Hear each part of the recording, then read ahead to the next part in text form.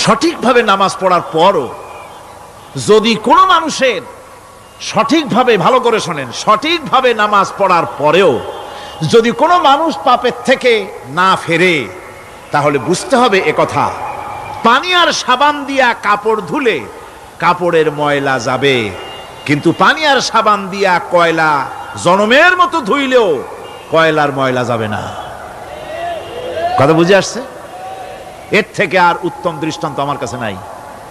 নামাজ পড়ার পরেও যদি চরিত্র ভালো না হয়, বুঝতে হবে নামাজ হচ্ছে না, কাঙ্ক্ষিত মানের নামাজ আদায় হচ্ছে না। আল্লাহর নবী বলেছেন, যার নামাজ পাপ কাজ হতে ফিরাতে পারলো না, তার নামাজ নামাজি নয়। আবার শুনুন, রাসূল বলছেন, যার নামাজ তাকে পাপের কাছ থেকে ফিরাতে পারলো না, তার নামাজ নামাজ নয়, ওইটা নামাজ হয় নাই, যার জন্য তার পাপ থেকে তারে ফিরাইতে পারছে না।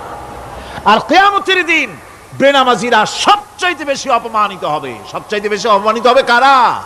বেনামাজিরা। কিভাবে? ইয়াউমা ইউকশাফু আন সাকিন ওয়া ইউদআউনা ইলাস সুজুদি ফালা ইস্তাতিউন। সেদিন কঠিন সময় আল্লাহ রাব্বুল আলামিন লোকদেরকে সিজদা করার জন্য বলবেন, কিন্তু যারা বেনামাজি ছিল দুনিয়ায়, তারা সিজদা দিতে পারবে না। বলেন নাউযুবিল্লাহ। অবস্থাটা কি হবে?